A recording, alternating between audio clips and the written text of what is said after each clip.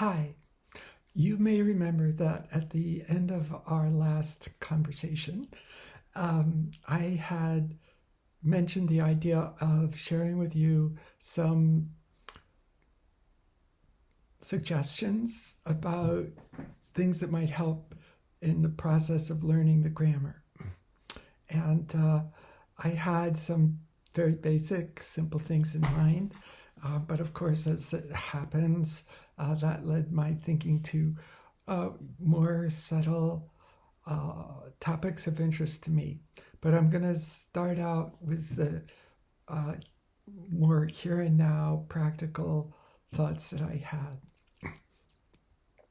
So, the first thing that comes up, and the topic that I want to explore later, is what do I mean by learning the grammar, which is the word I use. First of all, everybody, I assume by now knows that when I say the grammar, I mean one thing, just as when Panini says vriddhi or gunaha, those mean one thing. I mean Ashtadhyayi in more or less its original form. That means sutras in sutra order, but in the case of my teacher and my knowledge of the grammar, he had maintained the fundamental structure but was able to rearrange the sutras so they retained their interplay, but also fell into more manageable categories. And we'll see how that works as we go along. But it throughout maintains the heart and soul of Ashtadhyayi. So the question of studying the grammar versus learning the grammar is one that could be very subtle or arcane, I guess, and but that would not be very consistent with our modes of operation right now. So I have a very simple distinction in mind. That is, that there is only one way to learn the grammar, and that is to memorize the sutras. Memorize the sutras in order and keep memorizing them. Anything other than that is studying the grammar, and I won't make any value judgments, but I would say below that is studying about the grammar. But in any case, my wish for these videos is that they may encourage and facilitate even one or two people to learn the grammar, because that is a completely unique experience. And when I come back to some of these ideas, I think in another conversation soon, I'll explore with you the questions about why would somebody want to do that? Why would they want to learn the grammar? Why might they want to study the grammar or study about the grammar? And why would they do that now? And why would they do it in Patanjali's time?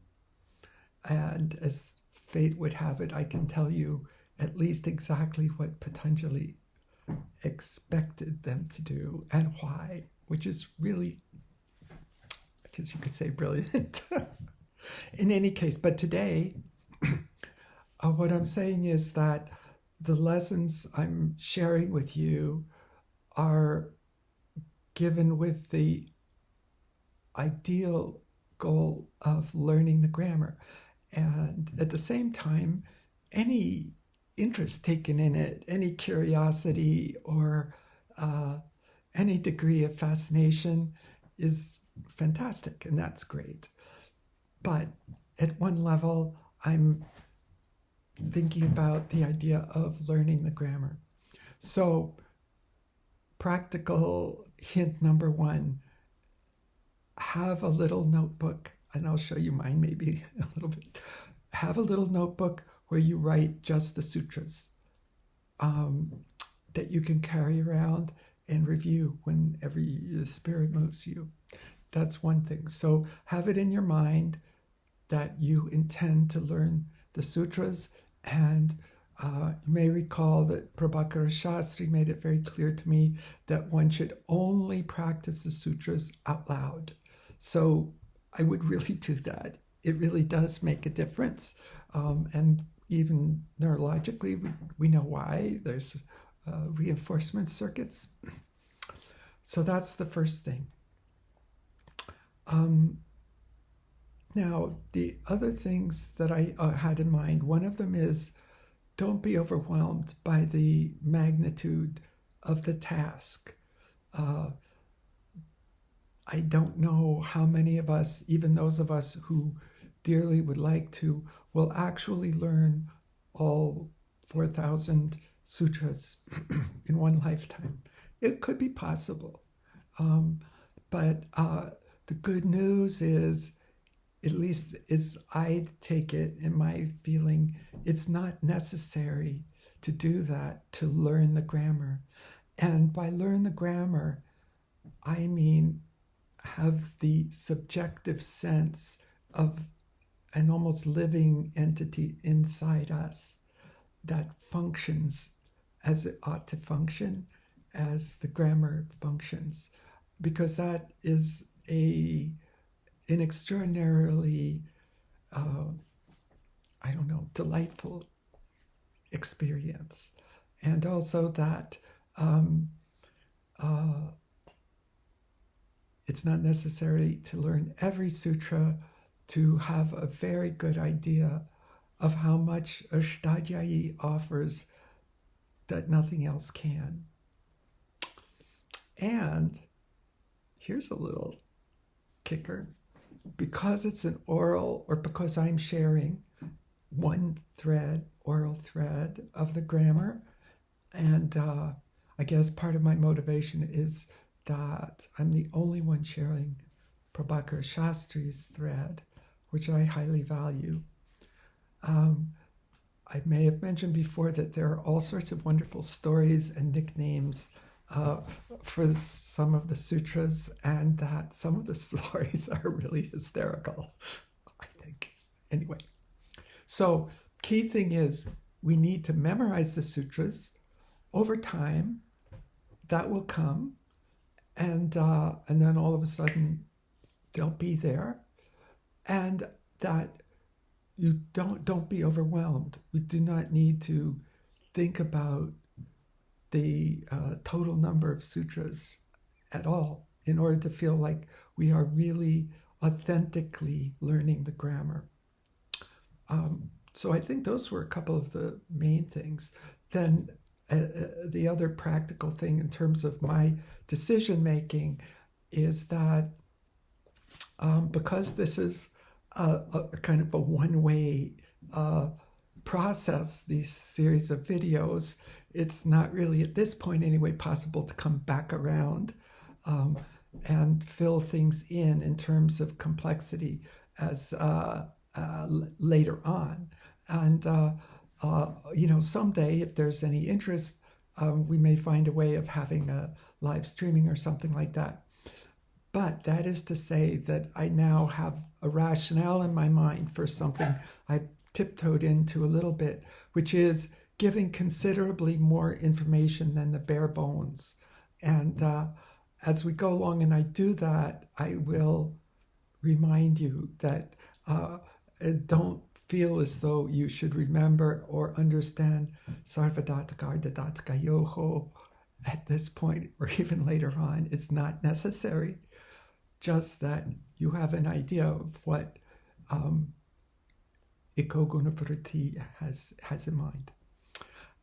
So those are the things for right now.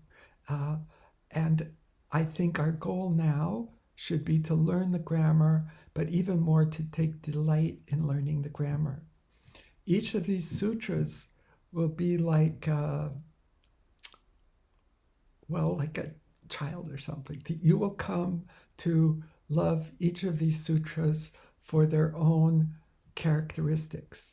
and that includes the sound, and the mechanism of their action, and the elegance with which they fuse together with the other sutras. So,